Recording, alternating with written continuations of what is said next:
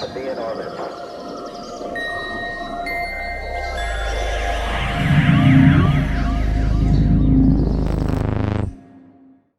We are a go, Roz. Woohoo! So, season 2.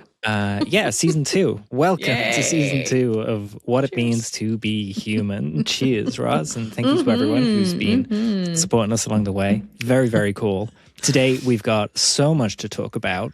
We're going to be doing a UFO or UFno clip. We're going to be talking about the Nazca Mummies, Pluribus, UAP legislation, James Fox's press club. So much has happened.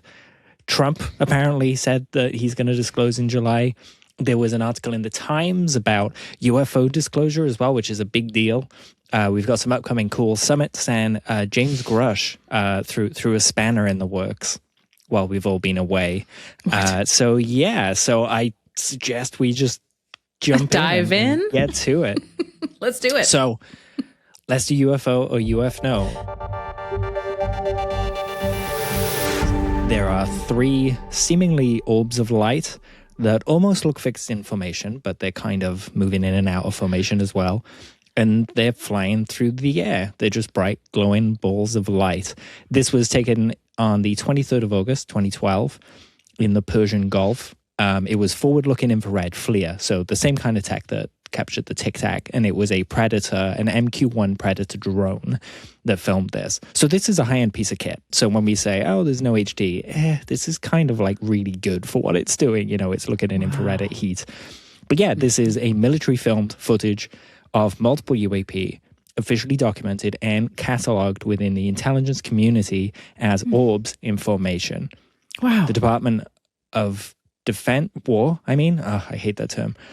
The DO W? Is it dead naming if I say DOD? The DOW designated this a UAP. Okay. So this is the designation currently maintained. The platform itself was operating under the direction of the Air Force. The objects were observed and actively tracked, and the UAP appeared to demonstrate abrupt directional changes and intelligent control. Wow. There seems to be an absence of traditional propulsion or thermal signatures during performance. The origin, intent, and capabilities apparently remain unknown.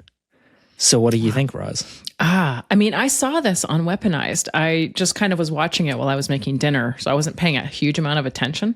But my first impression of it was they looked like they were kind of playing. Like it looked like these orbs are kind of playing around, like moving in and out of each other's kind of, orbit. Like they're together and then they're kind of apart and then they're back together. And they, and I saw somebody mention something about birds and I thought, I don't think so. They're moving fast, I think, for birds and kind of gliding. I don't know. It doesn't remind me of how I've ever seen a bird move personally. Sure. So I don't know. We were caught out by that other one that was a bird that we didn't think was a bird, I guess. So just to say that, we don't know what we don't know. So when we think of birds, we're thinking of how we've seen birds. So maybe this is how they look on this kind of stuff. I don't know. But yeah, we might have an idea. But for the end, anyway. Okay. UFO, UFno. That's okay, yeah. I guess you have your ideas, but you can't tell us until later. Right, exactly. Okay, exactly. Perfect. So, first up, we're going to dive in to the Nazca Mummies. Ooh, exciting. What you see on screen right now is the YouTube channel Incredible History, run by Will. Will is a great guy, and he goes out to these sites and investigates them. And he's been following this Nazca Mummies story since the beginning on his own dime. He flew out to Peru to film all the press conferences. He was very intrigued and in on this. And as you can see, recently, he put up this video exposing the craziest hoax of all time, the Nazca Mummies. So it's safe to say that Will has changed his mind. But let's look at why. Because it's not just, as I've seen people say, a YouTuber just saying these are fake because that's what he thinks. Will is an anthropologist, a radiologist, expert on bones, everything like that. But just like all sensible people, Will went and found the experts. And he spoke to them. And they gave their opinion. And personally, I think it's worth sharing a little of who he spoke to. So this whole thing comes from a whole bunch of people, Jaime Maussan, and a whole bunch of people down in Peru. They have produced bodies called Maria Montserrat Paloma, I think what is called. Then you have like the mini kind of skeletons that were presented at the Mexican Congress, I guess. Insert picture here. And then they kept producing bodies. And it kept getting in the news that these things were alien. And experts were invited down. They said, we don't know. It needs further study. And it's just had the fixation of the community for so long. You know, I know some people that are such devout believers, they bully people online about it. So, as always, we defer to the experts, right? And I think there's something to be said here for niche expertise, which I'm sure you'll notice as I show you these clips. Oh. And, you know, for example, a dentist is a doctor. But if a dentist goes to Peru and says, wow, I couldn't find anything wrong with them, all it means is that the dentist couldn't find anything wrong with them. It doesn't mean, you know, if I say a doctor couldn't say that these were a fake, that sounds bigger than it actually is. And I think that's what's playing out here. So first up, we have Dr. William Morrison, MD. Okay. He is the former president of the Society of Skeletal Radiology. He has a lot of experience. Okay. As I said, the president. Okay. Of the radiology, Skeletal Radiology Society. So he knows what he's talking about. So let's just take a little look at Dr. Will Morrison talking about. But they all have a similar kind of thing going on where they have all normal human bones. Okay. Even the hands and feet are all normal human bones. They used to have a bone here. That bone was taken away in addition to whatever was connected to it. In this case would be the great toe. So that great toe was taken off. But when you look at the digits, they're not quite right. These are not metatarsals. These are probably metacarpals, the hand bone. So what they've done, and this is true for all of these that I've looked at, is that they've taken off the first ray, either the thumb in the hand or the great toe and metatarsal in the foot. They've cut along the Lisfranc joint, and they've kept these either remaining or they've grafted other bones onto them, and they've grafted one bone in the middle of these two joints here. So that's what the whole situation is. And this is Fernando's foot. I don't know which foot, but the interesting thing is that these are adult bones here. They do not have those growth plates. And one really important concept is that your hands and feet do not develop at different rates. You can be pretty certain, 100% certain really, that if your hands have open growth plates, your feet also have open growth plates. These are digits of different individuals, basically. Someone else's, an adult digits were grafted onto this teenager's foot. So what do you think? That's pretty damning, right? And you can hear, like, yes. And I mean this in the kindest way possible because I love nerds, but Dr. William Morrison is a bone nerd. He really knows his stuff. Totally. And that's such a nerd. Particular niche of just expertise. And, you know, when he's pointing out about these things, I couldn't tell, you know, to the untrained eye, it doesn't come across. But, you know, you listen to the experts and what they're pointing at the signs, and you kind of go, oh, okay, yeah, I can see that matches. It's just 1 + 1 = 2, right? And he explains it real well, but it's kind of damning. Yeah.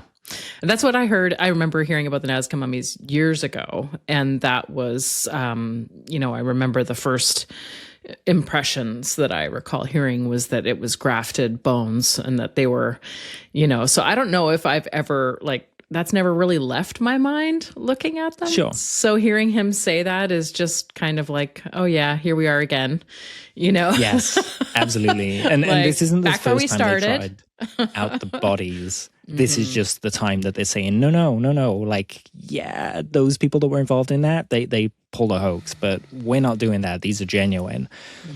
So this is kind of where we find ourselves now. You know, how many times can someone lie to you and you keep taking it? So with that said, Let's take another look at a clip from someone, Dr. Daniel Proctor, a PhD in bioanthropology. Here he is arguing that the hands on Maria and Montserrat have been manipulated and amputated. Okay, so this is an image of Maria's left hand.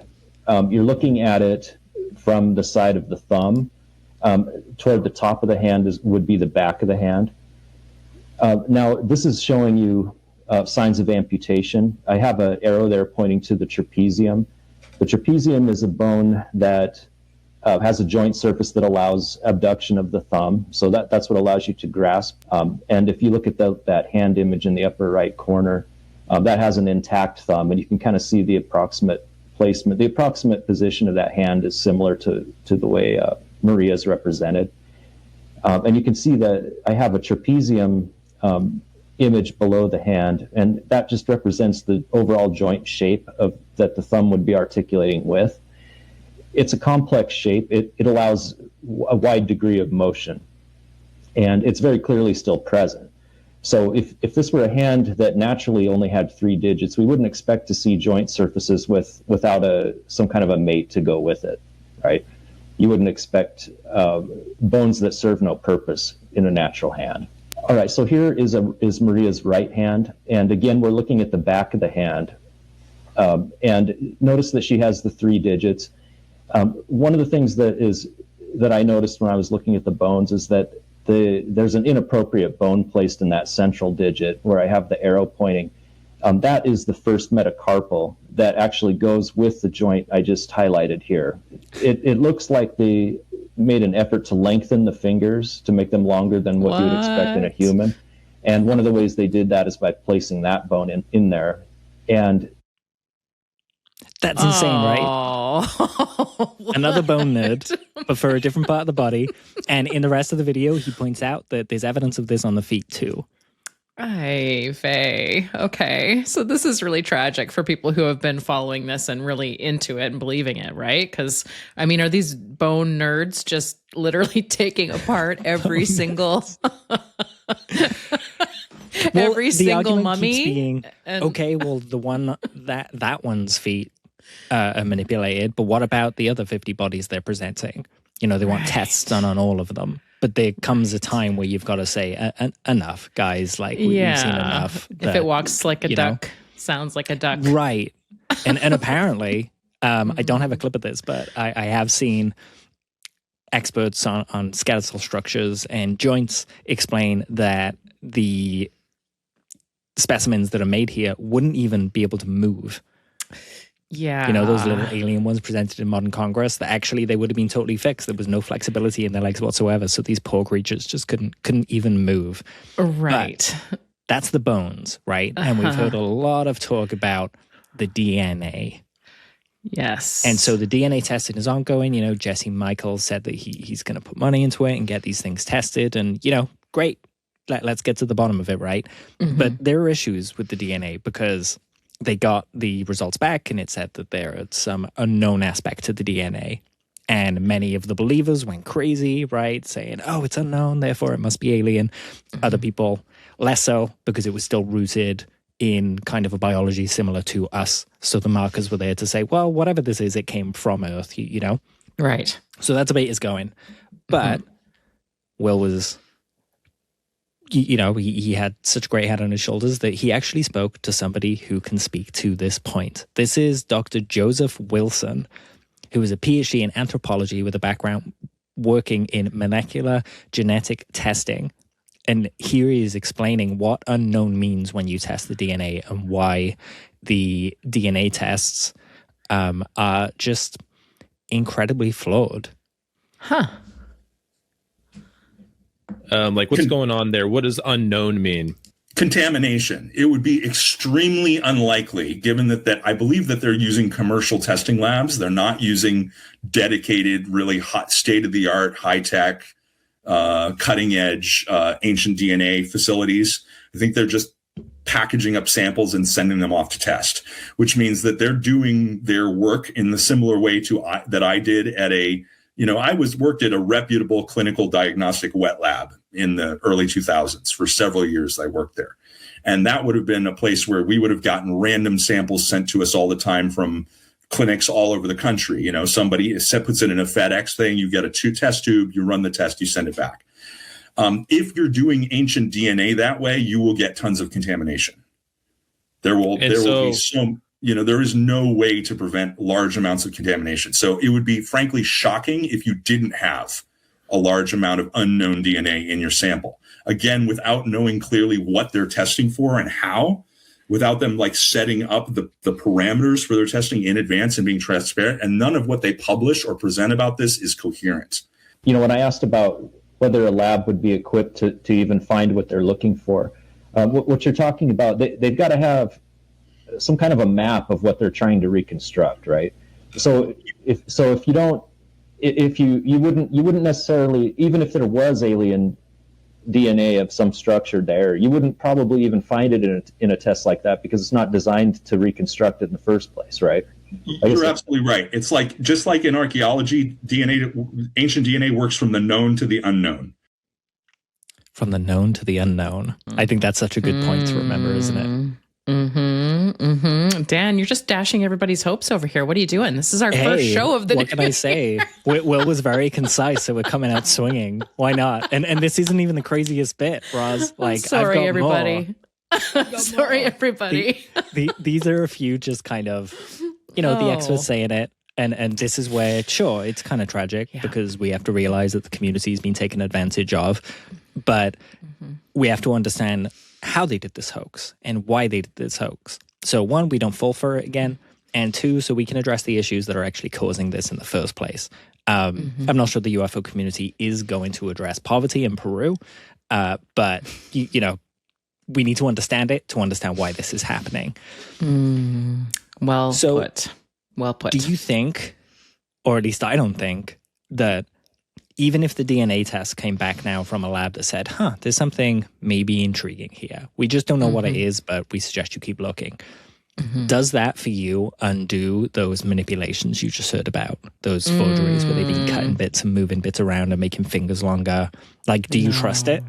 No, not even. No. I mean, I feel like that was, again, that's what we heard off the top was, that these were kind of constructed, like that they were like, models or dolls almost like put together, from different parts. And I remember early on they were talking about, was it animal bones? Were they using all these, different types of animal bones? And I mean, for me personally, I've really never bought into the Nazca Mummies thing. I've always felt like it's BS. I hate to say it, but I haven't seen anything that has proven otherwise. So yeah, for me this is like a confirmation. Confirmation will do. Yeah, that it's a big old hoax. I promise you there's a happy discussion after this one, Roz. Okay. I've packaged it like what do they call it? Like a shit sandwich, right? So, okay, perfect. Bad, okay, great. Good. Yeah. Actually, it's like it's for the I want to believe people. Like I'm like an I want to believe person, right? So when you hear that like something like this isn't true, it's kind of sad. Right. Yeah. But, I always say, don't be mad at yourself for falling for the hoax. You had hope. That's not a bad thing to have. What's bad is that someone would take advantage of it. You are not at fault if you believed this, I think. Amen. Anyway, a point that keeps coming up is that there's an osmium plate in one of the creature's chests. And this is kind of funny because there's a whole other story as to why this is happening, where basically the osmium, if you ask ChatGPT how much it is, you do some cursory research, just quick Google, what you're going to see is osmium is the rarest metal on Earth, and it is, you got to pay millions for tiny chunks of it. Turns out, when you go onto the osmium subreddit, all these osmium enthusiasts that's their niche, they're osmium nerds, and I love them for it.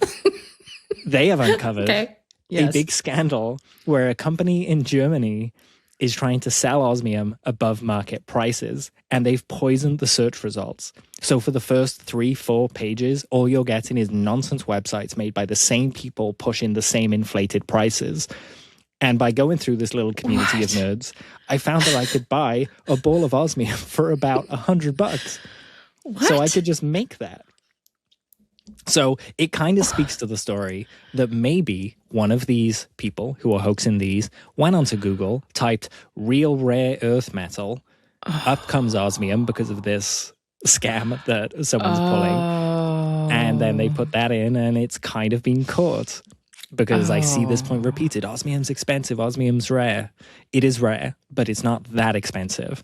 We have other rare metals. I have a meteor in my wedding ring, for example. This was millions of pounds or dollars. Sorry. Yes. Yes. Oh, that's okay. That's equally tragic. Also tragic, right? Yes. But a different facet.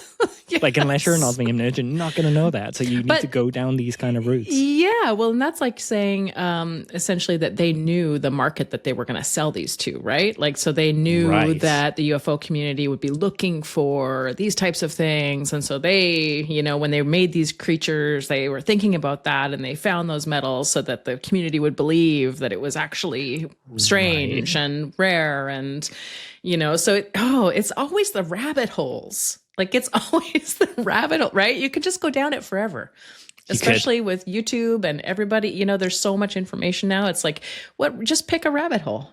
We should do an episode just called The Rabbit Hole, Dan. Every episode, you just do another. Yeah, just go down. Just go down prices. What do you find down there? All the crazy places it goes to. Yes. But you're doing really well. I've got to tell the audience at this point that the layout, the segment order for this episode and stuff, Roz hasn't seen it. I've seen it, but she is teeing me up like a champ here for the segues. Excellent. So, yes, it seems that they knew what they were doing, right? Mm-hmm. They knew who to take advantage of and what to play. Almost like there's an industry built around this in Peru. And there is, Roz. You can buy these. You can go to markets and you can buy these. $20,000 for one of the ones that were shown at Mexican Congress. If you want Maria, it's about $1 million. And here's a clip from YouTube channel Luca, someone who lives in Peru, that filmed somebody who gathers these things to put together, talking about it. I'll read the subtitles. I supplied everything he has. I did it. Do you know what else he asked for? The brains from inside the skulls, the hearts of the dead. I carried all that in a bag like an idiot. In the heat of the day, hungry, with no food. He paid me so little. It wasn't even enough to buy food. I was hungry. He says they got about 8 mummies, tiny fetuses, little legs, feet in perfect condition. Everything, nerves, heads, a lot of skulls. And he didn't pay it. There I was, carrying all that in my car, risking it all. I kept telling him, be conscious, think about it. I didn't ask for much, maybe around 1,000 souls. It's about $300. He rang me just recently. He came looking for me. He said, Keo, let's go and get some more llama bones. He was doing a job using those bones. And the aliens, how do they make those? The interviewer asks. The recent ones, the extraterrestrials. That's the one. The Martian, I told you. They're little because they are little babies, fetuses. Got it? Same technique. He extracts the head, moves it gently, and it comes off. The skin stays in place. You can put a bigger head, a deformed one, or a llama head, because he maybe gets several llama heads. You can put that in. Just put it in. There's a cemetery full of llama heads, lots of them. I got him everything. He told me not to tell anyone. Doesn't that make your skin crawl, Roz? Oh, that is awful. Oh my gosh, that is horrifying. Bodies that are being pulled up out of the ground and changed to look like aliens, and the community is eating it up. Oh gosh, that is so disturbing. That guy, the video clip you just showed, that was like some kind of hidden camera or something, or he was not hidden, but he was obviously not on camera, the person who was talking about it, right? Yeah. So where did you find this guy? And the reason for that is because you can. I was going to get more clips for this segment, but I was like, you know what, this is enough. At the grave robber video, like my stomach starts turning. Oh yeah. But Steve Mira said that he went out there before all of this fanfare happened, and they booked all the hotels. They went out there, flew, paid for the flights, spent all this money. And then when they got there, the organizers said, oh, if you want to see them, we need an extra $1,000. Oh, yeah. Uh-huh. So they handed over the $1,000 because they thought, well, we've come this far, maybe it's a scam, but let's find out. Turns out the average salary in Peru is about $650 a month. Mm-hmm. So the person that got that $1,000 just has a 3 month's wages. That's a massive. And then you consider 20,000 for these other bodies, $1 million for Maria. It really kind of ties everything together for me for the who, what, why, how. That is like so disturbing. Where was that video from? Where was it taken? So it was taken in a specific region of Peru where apparently militias kind of rule. And if he was caught filming, he would have been shot. This is all very heavy black market stuff. And this was a documentary filmmaker that shot it, or who filmed it? Just a YouTuber. Oh, wow. Wow. Oh, my gosh. That's just talking crazy. About it. Did he post it up on his YouTube page? Yeah. Wow. Yeah. Oh, my gosh. And it kind of highlights that, if you're not in the place and you don't know the culture, if you can't walk down the street and see all these things on market stalls, you're not going to be able to sit on the other side of the planet and go, oh, yeah, they're just making dolls to sell and they're lying about it. I mean, it makes sense, right? Honestly, like that makes more sense to me. I mean, I don't know. I guess when you look at it like, what's the simplest possible answer, right? Occam's razor, it's like that is the simplest answer, is that they are constructed and they're being sold for money, and it's almost like a little industry, right? Because why not? I mean, it makes sense. So it's that's super disturbing. Dan, I think you need to dive in and do a full on documentary on it. Nobody's been talking about this house. It's not possible. Like, it wasn't Jesse Michaels. It was on Weaponized. I know Jesse Michaels has kind of followed up with some of these scientists. Will is carrying on. But I actually I messaged Will and I said, hey, how does it feel to have spent all this money and put all this effort into covering this, and then find out that this is what's going on? And he sent me a video, so I'm just going to play it. Yay. I just want you all to remember that none of those people digging their heels in right now told you about the damning information you learned in today's video. I hope they do continue to investigate, but make sure you all are holding them accountable with the reality of the situation. Otherwise, they will drag this on with some type of aura of this mystery that these might be some type of new species, when the reality is Paloma has human hand bones in her feet. The bones in the left and right foot don't even match. Maria has 4 phalanges. Montserrat has 3. Maria and Montserrat both have clear cuts on their hands and their feet. Every other part of their body shows that they are clearly Homo sapiens, and this fantasy that there's been no signs of manipulation is absolute horseshit. Pretty decisive. Well, and there you have it. Yeah, how annoyed he kind of feels about this whole thing, right? But great work, Will. And I mean, let us know if you're in the comments what you think about that. That's the job of a documentarian, right? It's like sometimes you follow stories and the ending isn't what you wanted or what you even thought, but that's the job. You're investigating it, right? And, it's good on him that he is being honest about what he's finding and not continuing to try to perpetuate a certain story because, more clicks or more views, or it's, it's kind of tabloidy, right? Like a lot of this stuff reminds me of, supermarket tabloids when you get in the lineup and, right?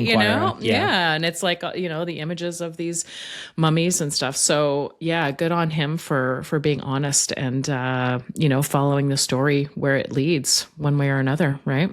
Yeah. I think an inspiration for the community, and tip my hat to you, Will, and Dr. William Proctor. I forgot all the doctor names now. Daniel Proctor, Joseph Wilson, William Morrison, all doctors, and anyone else who's been involved with this. You're doing great work. Thank you. But let's move away from that and into something that I know you're going to love to talk about. We're going to be specifically looking at, could Pluribus happen? What do we know about the aliens? And do you think there's a cure? So we'll have a look at those. But if you haven't watched Pluribus, it is an Apple TV show about a bunch of, well, it's not about a bunch of scientists. It's about Carol Sturcker, who is one of the last kind of survivors on Earth, who isn't infected by an alien virus that is received by scientists through a signal from space that they decode and make into an RNA strand. And it turns out there's this virus that spreads. Everyone becomes part of a hive mind. And there are, I think, 11 survivors, all spread out all over the world. We follow Carol. She lives in America, in Albuquerque, because I guess they love filming there after Breaking Bad and everything like that. This is a Vince Gilligan show after all. And then, yeah, you just kind of see her go through experience in this. And, you know, we see I'm going to call the aliens the plurbs, because pluribus, so I'm just going to go with that. But we see, you know, the plurbs en masse. You know, she at one point says, I want a supermarket back. And they all kind of come and put the supermarket back exactly as it was within minutes. Crazy high efficiency, you know, world peace kind of happens. There's no crime, stuff like that. But obviously, Carol wants to undo the alien invasion. A lot of the other survivors have family members who are part of the hive mind now, so they kind of don't want to get rid of it because they think that their person is still surviving. So it's a big question of whether the individual disappears or not. And then there's a character in South America, Manusas. Yes. Oh, this was the segue from Peru. Manusas was our segue. Damn it, I missed it. That's okay. But yeah, he is in South America, doesn't speak English, completely cuts him off from the hive, doesn't even talk to them at all, and decides that he's going to travel up to see Carol. And the kind of the show is about his travels up, you know, through the Darien Gap, and it's horrifying and it's really beautiful the way it's filmed. That is a rough scene. The one I'm thinking of. Yeah. Yes, right. Yes. And then you know, he goes up, he meets Carol, and that's kind of where we leave the characters at the end of season 1. Carol having fallen in love with one of the aliens, and then realize that actually the alien is out to get her to be part of the hive mind against her will. So the end of the season sees her kind of cutting all ties, asking the aliens for an atom bomb. And because they're all very, very nice to a fault and they can't lie, yes, they give her one. So that's where we're left. Hell of a Chekhov's gun there, right? Yeah. Yes, absolutely. Yes. What a fantastic series, hey? I mean, I'm a huge Vince Gilligan fan, so I've watched Breaking Bad twice over. I watched it once, and then I watched it again when I was training for my last half marathon because I needed something to watch while I was on the treadmill. But, you know, his storytelling, it's interesting because I've found that it's really divisive. It's like amongst my friends, you know, people either really love it or they really don't. And I think it's because of the pace. It's like kind of slow. You have to get a few episodes in. It's, you know, it's subtle.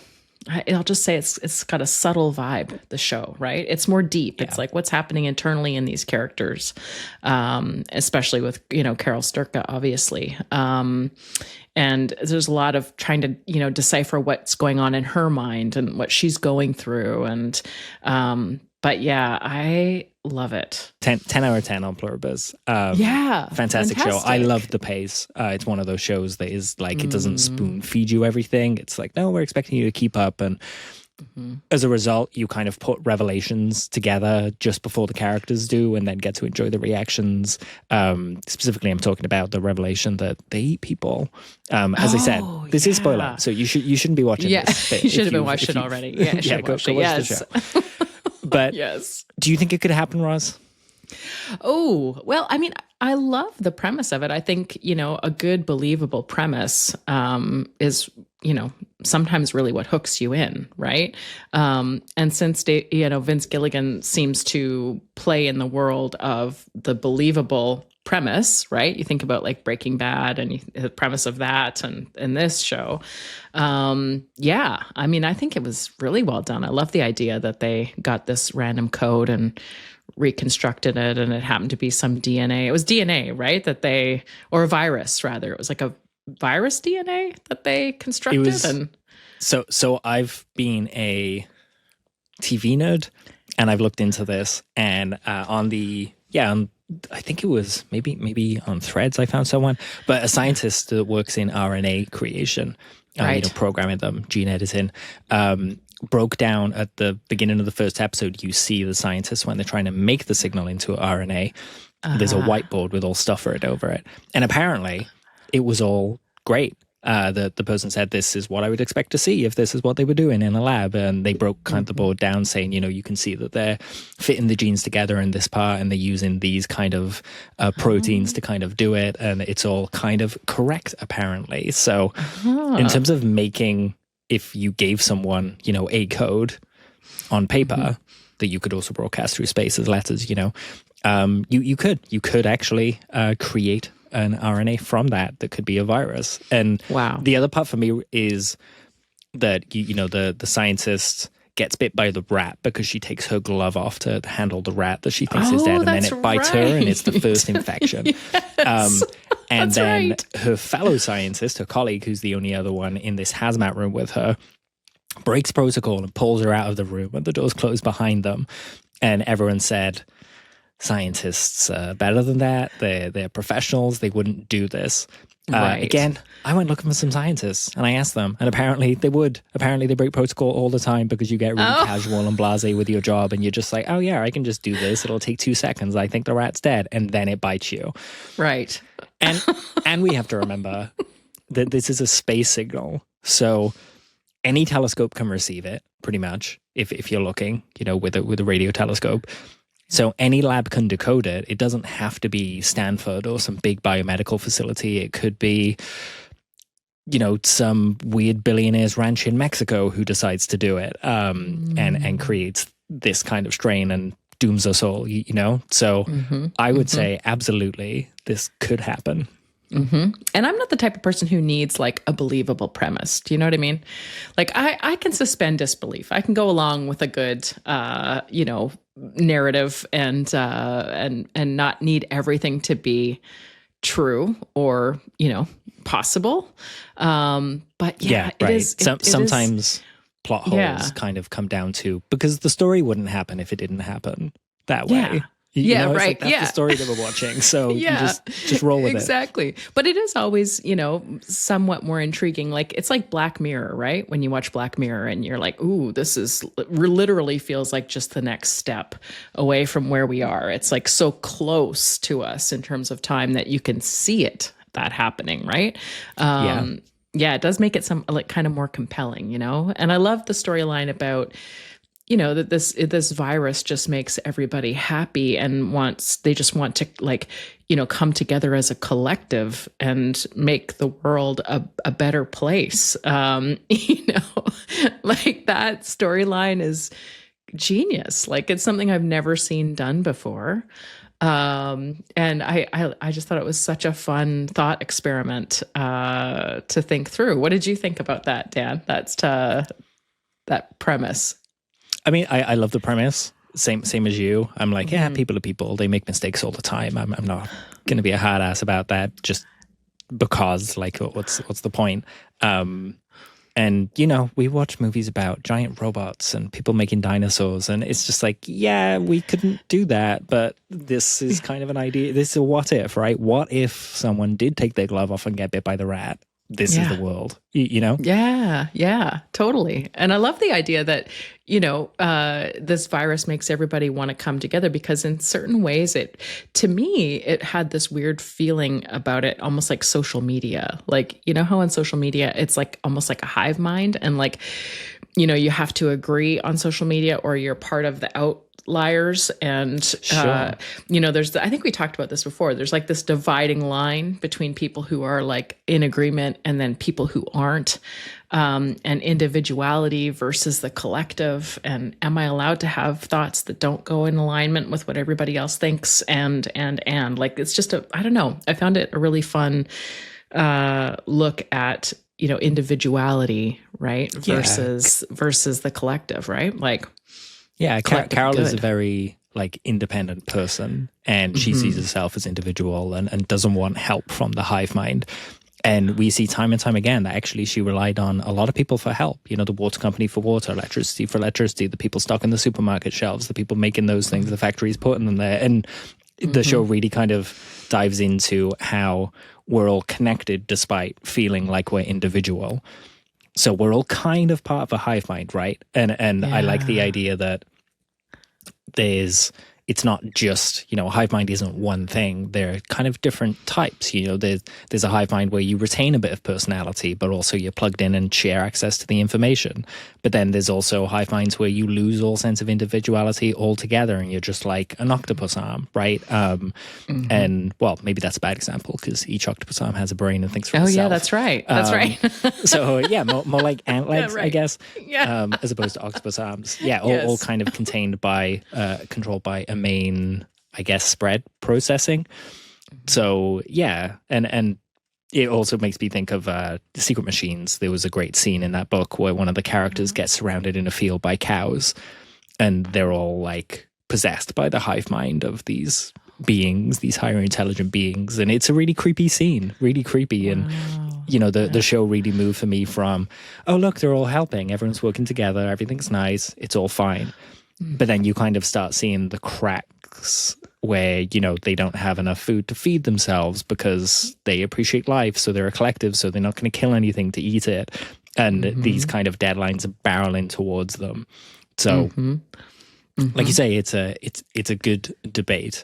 Yeah. But you touched on it a little bit. But what do we actually know about these aliens? Because I wanted to look at them, and we might do a few shows going forward where I look at just different aliens in different media, like Signs, Independence Day, all those kind of things. Because it's kind of instructive, and it's also just fun, right? And we like fun. Yeah. So we know it's a virus, not a being. We know it's a hive mind.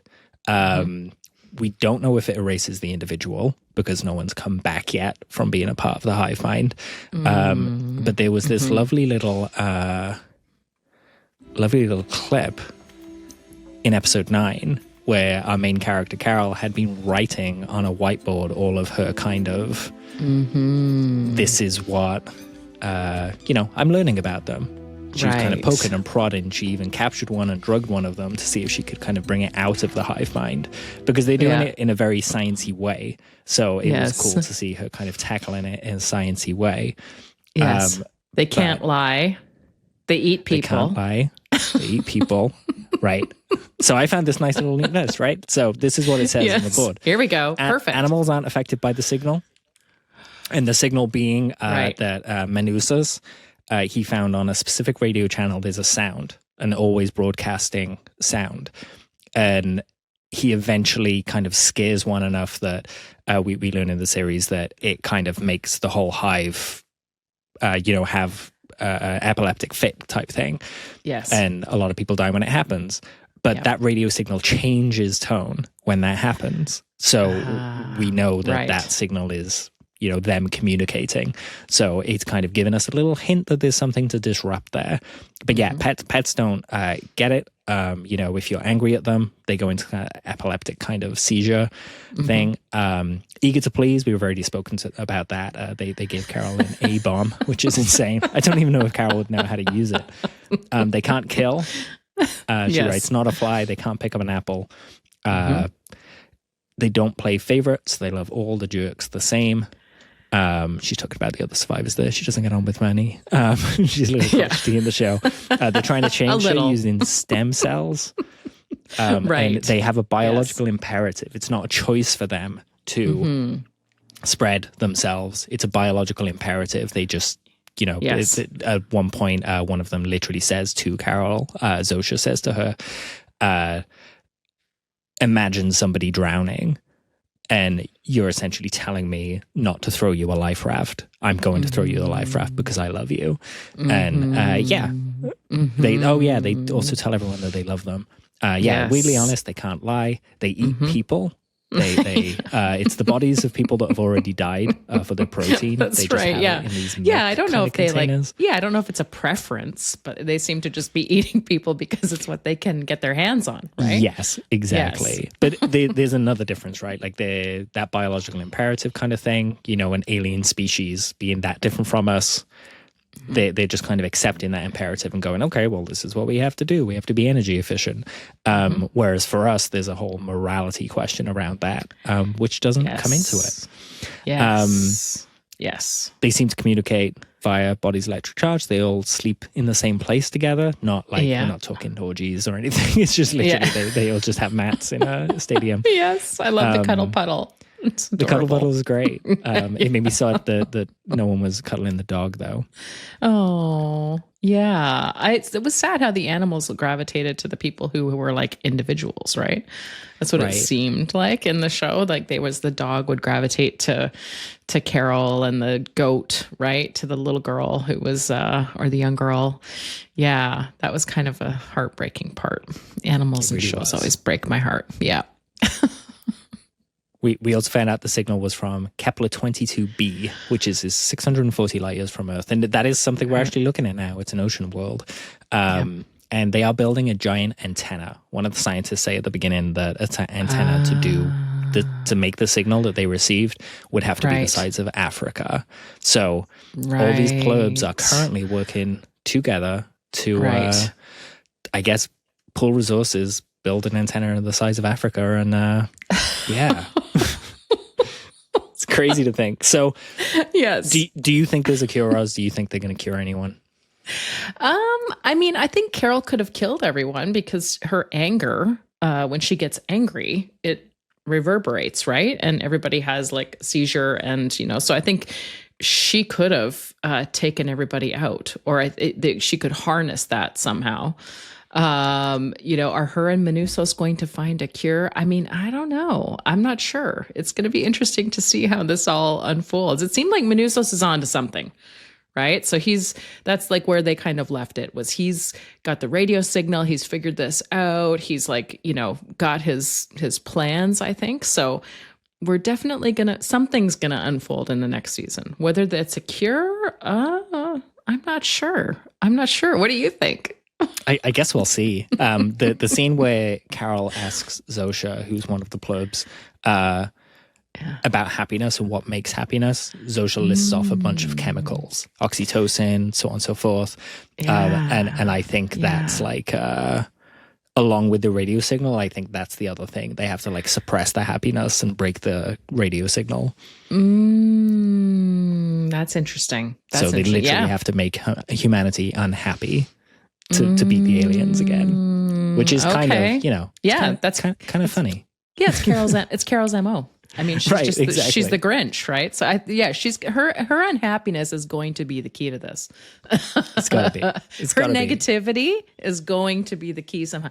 And I kind of felt like, and I don't know what Vince Gilligan's premise was going into this, what his thoughts were creatively, but I really did get this feeling that he is speaking to this societal situation that we have on our hands, which is everybody is so, at odds, right? We're at an all-time high in terms of our divisiveness right now because everybody has conflicting opinions and no one can come together to find a way forward, right? That works for everybody. And so I do feel like he's speaking to that with this. I'm not sure like what his, thoughts were when he wrote it, but I do feel like that's part of the thematic approach that he's going for here. So yeah, it's got to be Civil War, Dan. That's where it's going. Would you join the hive mind to stop a civil war? Is world peace worth it for you? Oh, that's tough. I know this is the beauty of the show, right? It's the beauty of the show. Welcome to season 2. This is just a really light episode to start things off. Yeah, exactly. It makes you contemplate these things, right? Like, would I lose my individuality so that the world could be a better place? That's really tough. I mean, yeah, it's barreling towards us with stuff like Neuralink and things like that. 50, 100 years, we can all plug into each other and share thoughts across the planet and feel empathy. And the billionaires will have empathy blockers so they don't have to relate to any of us and feel hungry or thirsty. Oh my gosh. Hacking is going to be amazing because you'll just be able to switch it, right? There's a great Twilight Zone episode where the society is all linked like a hive mind, and a virus gets into the system. And so they turn to the only person on Earth who said no to all of it. And he's a natural. And throughout the episode, he's dumber than them, but he's more innovative than they are. Ah, okay. So it's a good episode, but I feel like it kind of sums this discussion up really well. I don't think that I would join. Yeah, well, and it goes to the heart of what it means to be human, which is our individuality, right? It's It's our individuality. That's what it means to be human, right? So he's also asking that question, right? Like, does our individuality make us human? Is that critical for humanity, or is melding as one big hive mind and progressing in a way that is kind and compassionate the way forward, right? I love that. Some connection is important, but not total connection. Yeah. It's almost like you need to keep the self to reflect, to do better. And that's a process we should all be in, but not everyone is, it seems. Yeah. Well, and when you hear people talk about like near-death experiences and stuff, there's always those, I had a life review. I got to go back and look over my life and my choices that I made. And did I learn anything? Because the idea being that, as humans, some people believe that we're here to go through our life journey and learn and grow and come out the other end a better person, right? And the whole idea of karma, and whatever you do negatively, you reap, and you come back in the next life and you do it again. And, so yeah, anyway, it's, I've always liked the idea with like reincarnation and karma of you will experience being the person with the boot on their face, but you will also experience being the person putting the boot on someone's face. And it's all those experiences that kind of make up consciousness in the universe. And, And maybe that is what we're here to experience. And, without that experience, what really are we? Well, maybe we're just a big virus. I don't know, that just, propagates throughout the universe and takes over planets, because it's got a negative vibe to it too, right? It does. It's cool, like that it's all compassionate and kind. But when you think about it, it's like, ooh, it's actually kind of gross. It's ruthlessly cool. Kind. So it's like, screaming, let me love you, and trapping someone in a room. It's like Misery's version of love, Stephen King's Misery. Gosh. It's like that. Oh my gosh, I just saw Send Help. Oh, that was fun. That was a fun movie. Did you see it too? Yeah. Yes. It's kind of like that. Yeah, right. Ruthlessly kind. Yeah. Like, you don't know what's good for you. I'm going to trap you here and make you. Yeah, well, that is the show. That is Pluribus, yeah. It is. It is. Wow. Okay. Love it. Let's swing over to, I'm trying to find Chrome tab. No. The web browser here. I've got some news to just kind of quickly swing through, Roz. Okay. These little bits we can cut out. Yes, exactly. Yes. Well, after. Yeah. Okay. So you can see the article on screen? Yep, I can. Excellent. So just a little bit of UAP legislation news. I'm just going to swing through it real quick. In New Jersey, they have taken the first in the nation step towards studying UAP by passing legislation that creates the country's first state-funded research center, a public university, backed by annual grant funding. The law, signed by Governor Phil Murphy, directs roughly $3.5 billion per year toward university grants for UAP research and related aviation safety programs, including support for air traffic controller reporting and study. The initiative aims to reduce stigma around UAP reporting in aviation, as well as bringing academic credibility and systematic data collection to a field long viewed as fringe. That's great, right, Roz? Super exciting. Yes. Very cool. This is what we want more of. And we are getting more. I keep hitting my stand. I apologize. I get a little wobbly on the camera. But up in Vermont, we're moving at a state level as well. Apparently, a bunch of states are fed up with the federal government's handling of the UAP issue and are taking it into their own hands. And in Vermont, lawmakers are pushing a bill H0654 to create a state-level UAP task force to collect, centralize, and investigate reports of UAP, underwater too, and present them to the public. The proposed panel would coordinate with federal and academic partners, provide a formal reporting channel, and issue regular public updates, which marks a big shift from, Arrow kind of not being so transparent, as well as a big shift in airspace safety and public transparency, rather than leaving everything, in the closet and under the classified banners of federal agencies. So if you're up in Vermont, please call your representatives to ask them to support this. Very cool.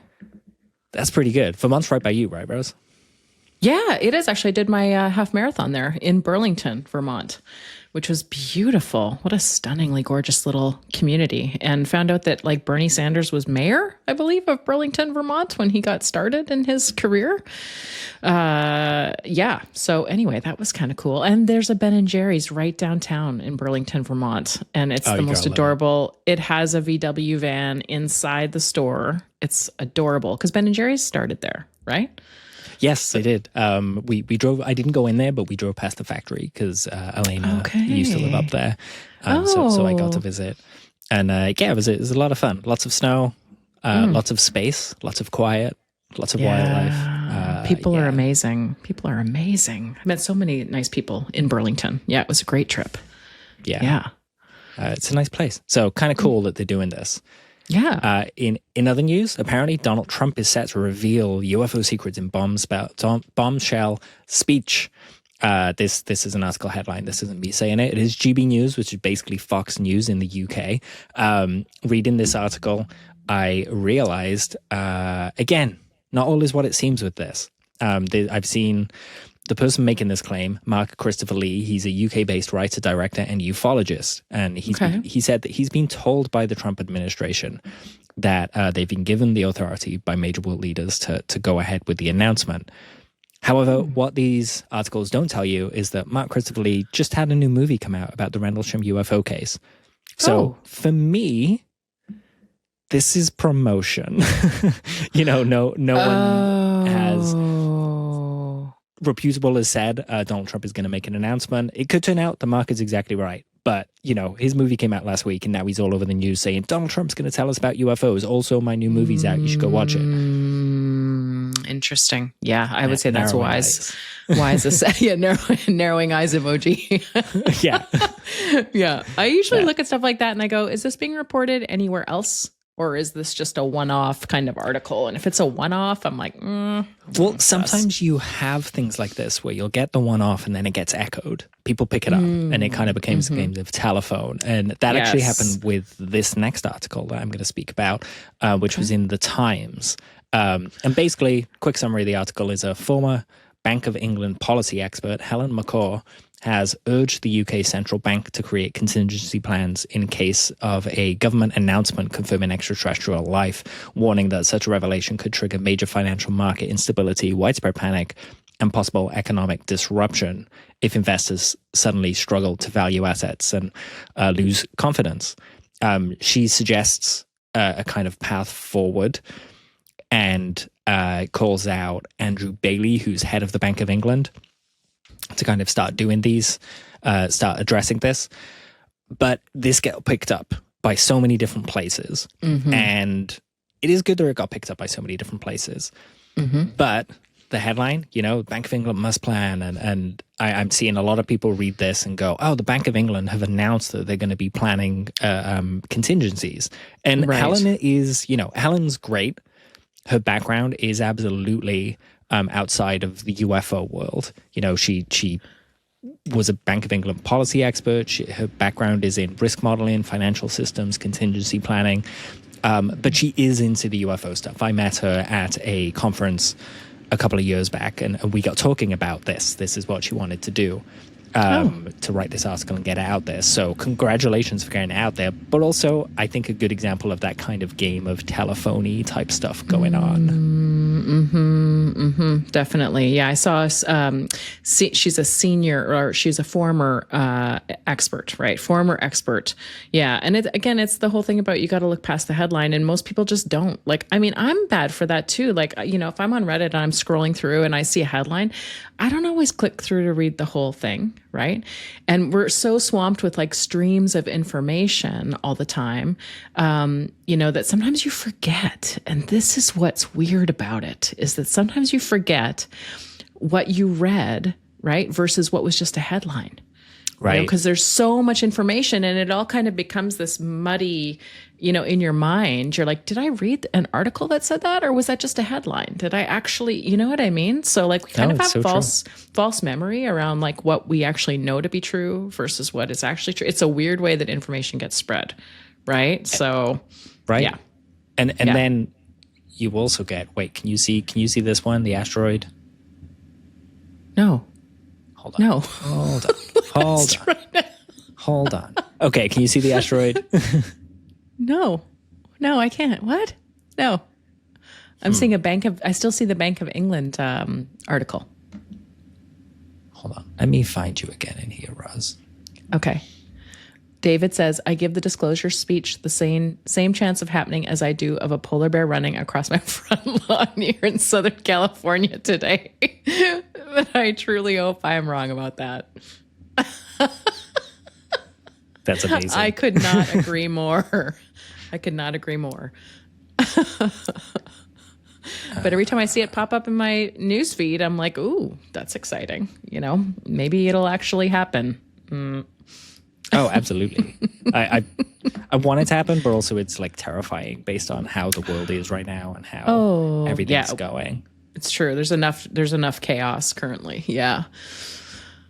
So you can see this one. You can see the meteor now, right, Roz? Bennu, yes. Bennu, yes. I know I've touched on this before, but I just wanted to cover it in the signal proper. Yes. And this one has gone way under the radar. So like you say, like sometimes news takes on another shape and it kind of goes further than it should. And other times things don't get the light kind of shed on them at all. And this will 100% be one of these inflection points in astronomy where, we realize that life is actually all around us. But scientists analyzing samples returned from the asteroid Bennu by NASA's OSIRIS-REx mission have found pretty much almost all organic molecules that are considered key building blocks for life on the asteroid. The materials include numerous amino acids used in proteins, all 5 nucleobases that make up DNA and RNA, and other organics such as ammonia, bioessential sugars like ribose, and glucose. And although they don't prove that life is on Bennu, we didn't find any creatures on there, they really strongly support the idea that asteroids delivered complex kind of prebiotic chemistry to early Earth. So we are all kind of arisen from a mixture of what was here on Earth and what crashed here from space, Roz. So you, Roz, you are an alien. I prefer to think of myself as Stardust, but okay. we are all little aliens. Yes. And nature, by its nature, just takes part in panspermia. Yeah, absolutely. Makes total sense. Again, and so not surprising, right? These are the things we've been waiting for science to find, right? It's kind of like it makes, we all kind of have this feeling that this is what's happened, right? But we don't have the proof. So this is the first actual proof of that, right? Right. And it's crazy to me that this is being slept on by the UFO community, because this is basically proof that the building blocks for life are everywhere in the universe. And it raises the question of, okay, if the building blocks are everywhere and we know that there are, all these planets in these Goldilocks zones and with their own stars and things like that, why aren't we seeing life? That's the Drake equation, essentially, if there are that many things out there, why aren't we seeing life? Where is it all? And it's a real good question, but are we looking for the right thing? Because as Dr. Joseph Wilson said earlier, we work from the known to the unknown. So we're looking for what we recognize, not for what we don't recognize. And as I covered in another Signal episode, even the idea of what life is has undergone so many changes in the past, 100,000 of years since recorded human history, that people would just argue over whether something is life or not when they find it, unless it shakes their hand and says, "Good day, old chap." They won't kind of acknowledge it as life. But here we are, looking at things like Pluribus that, okay, you could have an alien virus that constitutes a life, and you missed it because you skipped over a rock and thought it was Mars. Absolutely. Yes, absolutely. It's also just the crazy, theory as well regarding, the Drake equation and why don't we hear anybody or why haven't we seen anybody? And the idea is that because other civilizations stay quiet because they don't want to attract the wrong kind of attention. spooky. That's spooky. Yes. AF. That always freaks me, right? I remember the first time I read that theory, I was like, oh my God, we've been sending things into space forever. What are we doing? Right. Sending locations, right? Like I put my Yes. name and Elena's name on this shuttle that's going to go to the moon. And I've done it with so many other things. You know, my name's been on a chip that's going near the sun, the Parker Solar Probe, and, you know, sent out into the universe. And I'm like, wait, do I experience these weird things because I'm just saying, like, putting my hand up on everything and they're like, who's this guy? His name's everywhere in the universe. We need to go see him. And now I'm like, why are you coming to see me? And yeah, I gave them directions to my house and they came to look, apparently. Well, it was Very like the strange. beginnings. It was like the beginnings of Foursquare, right? When we were all like, "Oh, here's my Right. location. I'm here. I'm at this cafe. Oh, I'm over here at this gym. I'm over here." You know, and then in retrospect, now we're like hiding our locations. We're like, "What were we doing? We were giving, you know, corporations the opportunity to track us, and also." God knows who else, right? It's like, why would you just be publishing your look? It's the naivete of it all. Right? Like, Naivete. I love let's it. just push it out into the let's let everybody know where we are in the universe. I mean, that to me is actually, that's a really smart theory, which is maybe you don't want to let everybody know where you are, and maybe other people are quiet because they know that. I don't know. I mean, that's a dark theory. I take it Yeah. you've seen Three Body Problem. Mm-hmm. Have you read it? So good. No, I haven't read it. No, but it's okay. fantastic. So no spoilers from me. Okay. But they do go into various methods of how you would hide. It's not just a case of not broadcasting, because people might look and they'll see you, right? So you've got to think about how, when you signal to the universe, hey, here we are, how in that moment you signal something that is the perfect message that everybody understands with no translation issues. That is, hey, we want to make friends and trade, and, you know, we come in peace. Because the second that you broadcast, you know, the idea is that there are finite resources in the universe. So if you want your civilization to grow and be protected, the kind of the logic of the situation is that you should defend yourself immediately, which means if you find life on the planet, you just blow it up. And yeah, it gets very dark, but there is some hope in Three Body Problem. There is a little trading, and, you know, a small kind of group of different species who do trade with each other. But that's already kind of a spoiler already. But I just wanted to say, hey, you know, the Dark Forest theory is kind of disproven in the series that it's from.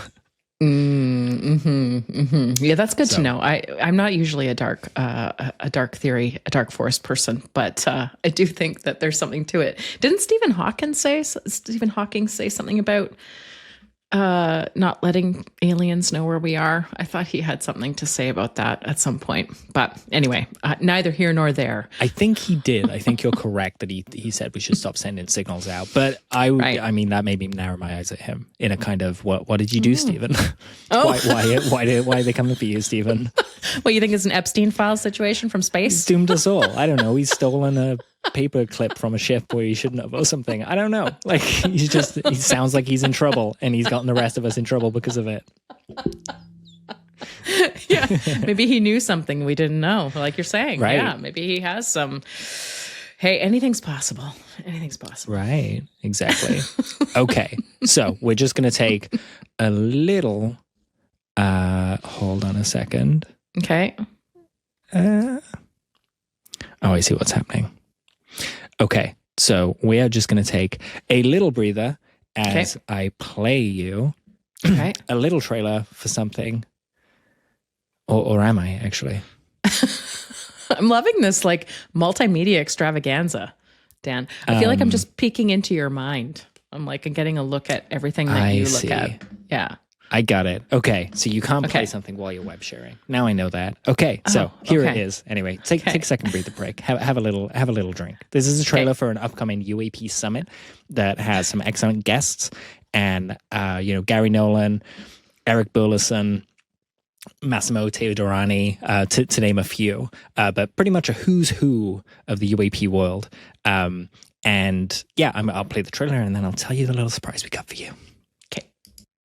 The The Navy says it still doesn't know what the objects are. The minute you get eyes on them, they go dark. They must disclose more information to the public. Unidentified anomalous phenomena, or UAP, are being reported across air, sea, and space domains.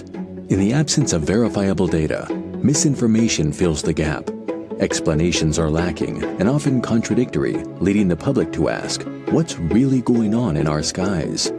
Recent congressional testimony has raised urgent questions about UAP. Risks to flight safety, lack of oversight, and potential challenges to national security are now being formally acknowledged by governments around the world. It's becoming clear we can no longer ignore the reality of UAP. But testimony alone is not enough. We need the full capabilities of science and technology in order to move from uncertainty to understanding. We need data. The UAP Detection and Tracking Summit convenes researchers, technologists, policymakers, and informed citizens to build new capabilities to detect, track, and analyze UAP and gain critical understanding into the anomalous objects and craft increasingly reported over our homes, cities, and critical infrastructure. With calibrated instruments, coordinated field research, and transparent scientific collaboration, we can detect and track anomalous objects and generate the data needed to drive forward the disclosure of UAP.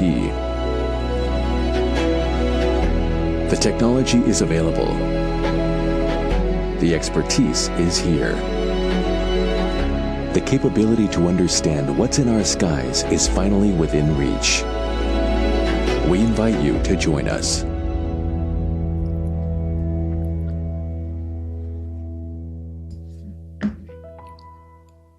That's super exciting. Can I just say? Am I here? Am I here, Dan? I don't see myself. Oh, there I am. Okay. You should be here. I thought I got dropped off the edge. I'm just getting used to these controls here. I love it. But yeah, that looks pretty cool, right? Yeah, really great. Yeah. 34 speakers, 14 sessions, 3 panels, February 7th to the 8th. And you can register now for it. Tickets are $75, but as an exclusive for you, if you use the code, all caps, UAP Detect 30, and 30 is in numbers, you'll get 30% off that. So UAP Detect 30. It's really cool. Roz and I are going to go and watch this too. A lot of the speakers, Mike Gold, he testified at Congress in one of the recent hearings. There are so many new faces here as well that I haven't seen. Love seeing Chrissy there too. Yeah. Congressman, Gary Nolan, Rich Hoffman, Brian Graves was one of the pilots that encountered these things. Beatrice Villarreal, Ovia Roll. Yeah, I'm terrible. My accent's terrible. I'll have it tell me how to say it. Richard Dolan, Bob McGuire. The Tedesco brothers have kind of a roaming UAP laboratory. Massimo Teodomani did the Hessdalen kind of investigation, Hessdalen lights. I don't know if anyone else out there. I used to have 2 monitors, and one would always play that live feed 24/7. That's how I spent my teenage years. I love that. And yeah, so that's upcoming. It's uapsummit.org. So yeah, go register for that. It's a very cool event. I love Elena and I are basically just like clones in the chat. We're just like constantly posting the same stuff right after each other. It's amazing. I don't know how it's happening. We're hive mind. Speaking of hive mind, Elena, we're hive minding. Yeah, I'm totally going. I'm excited about that. Yeah. So we have gone way over what we expected to, but it's okay. We're tying in the ship. Last thing to talk about, Roz. Let's talk about James Fox. Oh my gosh, yes, my favorite. So yes. let's start with the movie itself. Moments of revelation. Oh, sorry, Moments of Contact. New Revelations. Yes. What did you think? I loved it. I know I saw the first film like a couple years ago, and so watching it again, it was great because I was reminded of a lot of the story. But yeah, I really found it super compelling, especially the testimonies of the men. The one, I don't have their names in front of me, but the one man who saw the craft crash and subsequently encountered the Men in Black types, and then also the neurosurgeon the neurosurgeon who that's right, treated the creature in the ER. I just found them both really compelling. It's so rare that people cry on camera. Like, I mean, I've filmed a lot of people. I've done, I have documentary that I just produced. I've been shooting documentary style content for years. And it's really, really rare that people will open up that much on camera.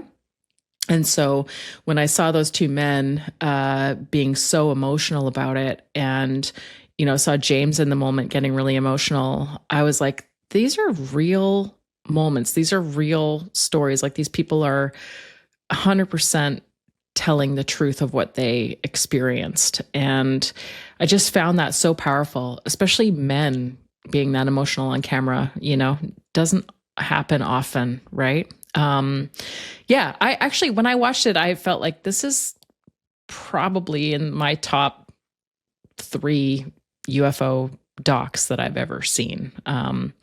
The new one or the old one as well? The new or the one, original one, I shouldn't say old one. Is yeah. The new one. I think the new one's way more powerful with the surgeon giving his testimony. And yeah, I think the new one was really, really compelling. Yeah. I don't know. What do you think? I noticed James also, correct me if I'm wrong here as well, but there was more stuff from the more recent hearings that happened after that original release. So James has kind of reworked a lot of that stuff as well. Yeah. Honestly, for me, I didn't like it. What? So I like the story, but it is just that, a story. A lot of these witnesses have changed their stories over the years. Part of this, James talks openly about, he's the first to say, I'm not saying it definitely happened. I'm just following the lead and showing you guys. Right. And so, yeah, the stories are changing. There are a lot of kind of disconnected parts that kind of feel disparate for me, that I can kind of feel the storyteller in James connecting that may not necessarily be connected, like the craft landing and then the body, the alien in the red alien they kind of talk about seeing in the city. That could just be two different events, just kind of correlations are there as opposed to definitely, but the story's told in a certain way. It landed here and the being was left behind and it went into town and it hid. And then we get that testimony about the guy who touched the being and supposedly died from the infection. And I've got a little clip of this because I guess we'll segue from the film into the press event that James just did on January 20th in DC at the National Press Club. So a lot of the same people were there from the film. A lot of the witnesses, a lot of them couldn't come as well, but we'll talk about that in a second. This is a little clip from the press club. Conclusions focusing exclusively on the identification and analysis of the bacterium responsible for the infection that affected the soldier. This bacterium proved to be a microbial agent of extremely high aggressiveness and lethality. Given its characteristics, I understand that it goes beyond the limits of a conventional infection, possibly presenting itself as a highly specialized mechanism of aggression and defense, which raises the hypothesis of its alien origin. We are currently awaiting the necessary legal procedures for the exhumation of the body, with the expectation that advanced studies in molecular biology may provide new evidence regarding its mechanisms of aggressiveness, corroborating the hypothesis that it is an organism of extraterrestrial origin. If confirmed, such a finding would represent unequivocal proof of the existence of extraterrestrial life, implying a profound global reformulation of our philosophical understanding of existence. January the 8th, 2026, Virginia, Dr. J. Giannini. So that was one of the doctors reading about the agent that infected the soldier. And for me, that kind of sums up what I feel really uneasy with this story. The amount that he was talking about ET, alien, so on and so forth. It's really well documented that soldier was killed with an infection, but it was a really common infection that could happen in a hospital. And there's a autopsy report kind of out there that says, this is normal. But then you've got this bit of the story that kind of comes swinging in saying, no, it wasn't normal. I mean, I'm not an expert, right? So I can't say whether it is or isn't. Even if I could look at the thing in my hands, I wouldn't be able to tell you whether it was alien or not. But there just seems to be red strings between everything where I don't necessarily agree. So it's not a film or a case I would necessarily say to someone if they said to me, like, what should I look at with UFOs? I'm into this, but I don't know where to start. I wouldn't give them this. This is more kind of for someone that's been in ufology. They don't mind that I don't know. They don't mind just spinning wheels as the story's kind of reeled out. Right. And that's fine.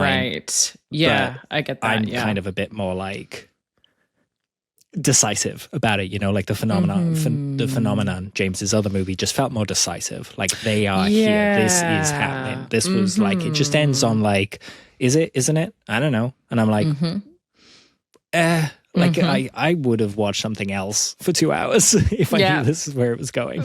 Yeah. Well, it's a totally different type of film, right? Because phenomenology.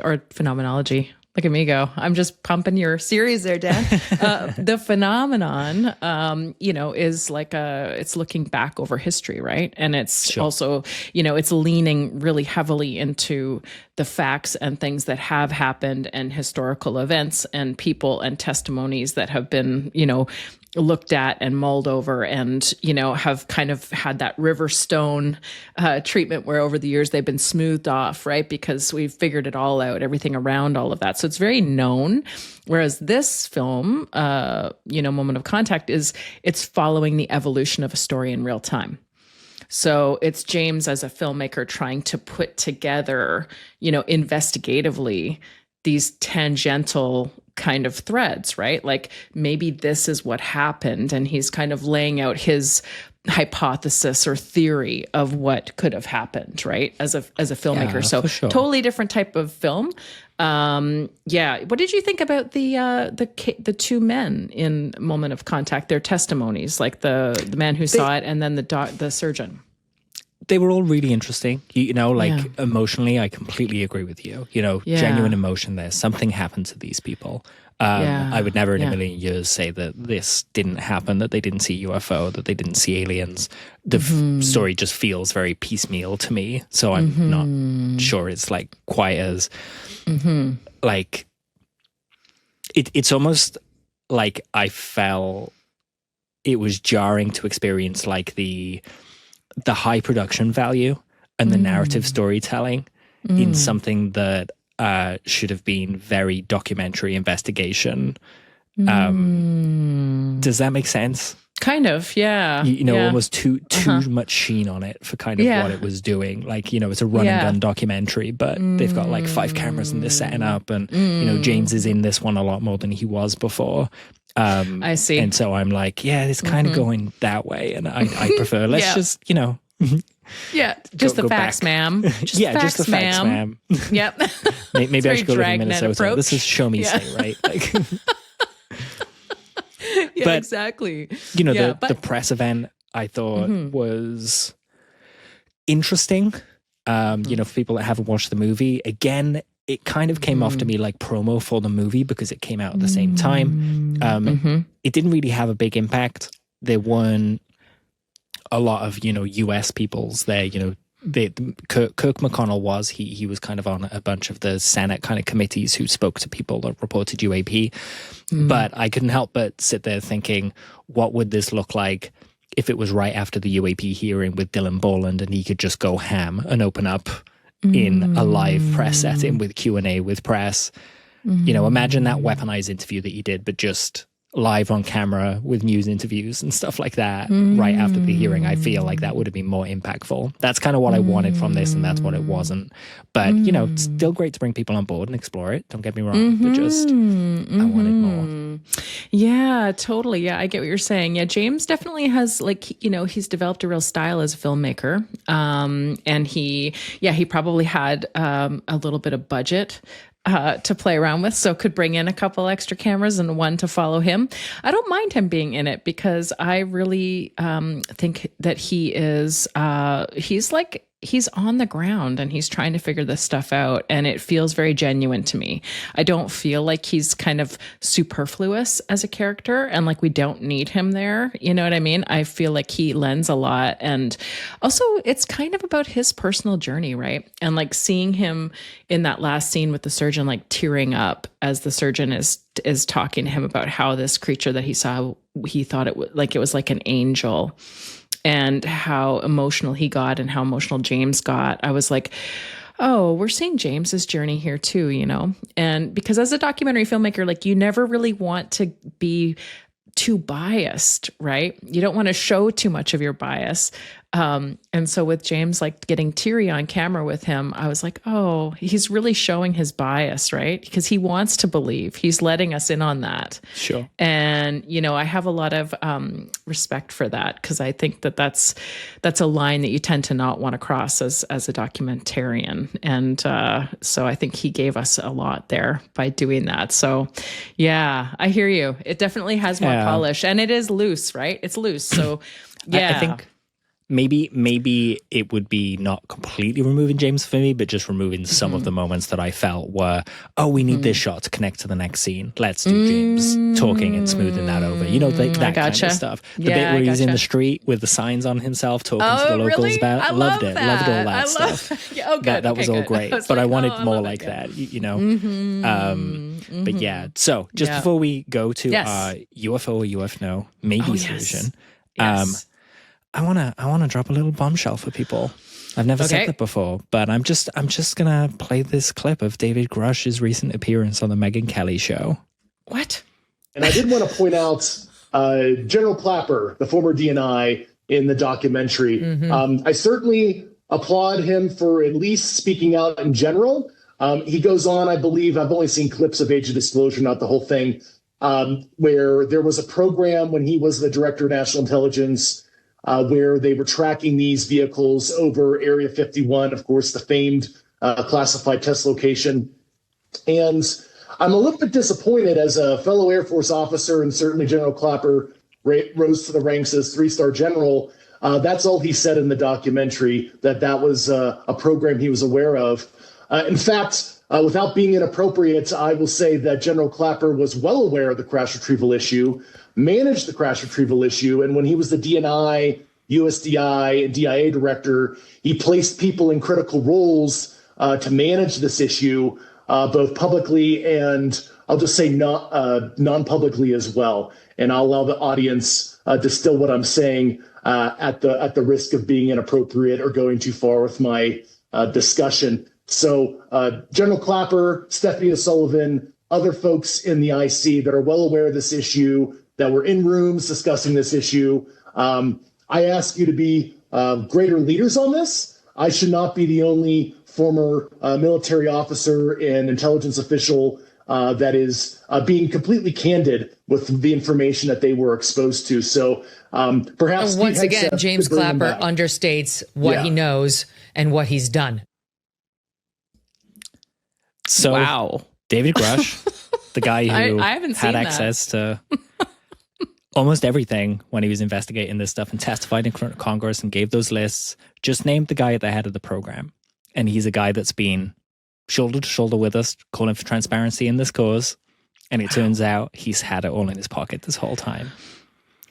For me, he needs to be subpoenaed and at a hearing. This is a guy that, you know, when Grusch says he hired people and not so publicly hired people, he's telling us like this guy is installing all the people to run these programs. He's heading it up. He's at the top of it. You know, Director of National Intelligence. It would make sense.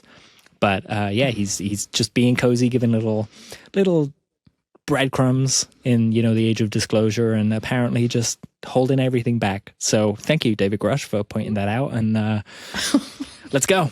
let's ask our, you know, congressional representatives to get James Clapper in to testify on the UAP issue, because it seems that he knows. Sounds like a plan. Yeah. Okay. I hadn't seen that, so I'm zero reaction other than just, wow, Bruce Wayne does it again. or what was it, Batman we were calling him? I can't remember. Anyway, yes. One and the same, or two sides of the same coin, I guess. Yes. Depends. Yes. Yes. Okay. So with that, we've kind of covered everything. I think this is the first time we've managed to do that. We're way over what I was hoping, though, for time. So, tighten up a little, but it is fine.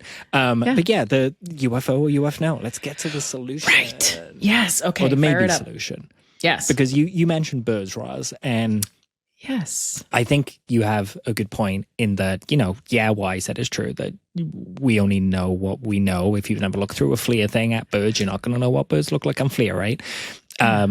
But then there's another aspect to it of, if it is birds, does this mean the US can't identify birds? Like right. That seems make really sense to me. That seems no. So there's kind of an assumed appeal to authority there, right, from both of us. And I think it's fair, but we are doing it. We are saying, well, no, they must know because they've said that they're really good at what they do. Right. We could also, if it is something that was as basic as birds, we could also think like, well, who sent this to George and Jeremy? Right. Like, is this a counter intel effort? Like to kind of, make people stop them look listening stupid to them and stuff. Yep. Make them look stupid. Right. Exactly. We know Congress has been briefed with this. We know it's called UAP and it's in the files. But, certainly if I was running the UFO program, I would put a whole bunch of just prosaic, normal stuff in amongst all these like crazy triangle videos and stuff so that, they get leaked out. People think they've got something genuine and then get the rug pulled from them. Yep. So, but we're not image analysts, right? And nor are Jeremy and George. They're just presenting this to us. So yes. Oh dear. I'm just going to present this as the very last thing of the show, Roz, and then we're going to call it a day. Okay. Here we go. It is silent, so you can react as it's going, and I'm just going to hit stop after we finish. But thank you to everyone that's been listening, and let's see. Oh no. Oh no. Oh, seriously. So on the left it's birds in like infrared, is that what I'm looking at? Night vision, and then the right is the actual footage and they look identical. That is correct. Listeners, audio-only listeners, you've just heard Roz's assessment. She thinks UFno. Would I be correct thinking you think UFno, Roz? I think so. Yeah, that's tragic. Well, yes, tragic. See? Shit sandwich. Started with the massacre and ended with that. You're right. I was just going to say, you did wrap that up quite nicely. Well done, Dan. Well, thank you so much for joining me, Roz, as always. Yes. Love you to Thank bits. you for having me. This was fantastic. I loved you like walking me through it. It's been I'm learning so much just from all of the clips and stuff. I feel like I'm informed. I can't imagine how the audience must feel. Wow, that's what we want, right?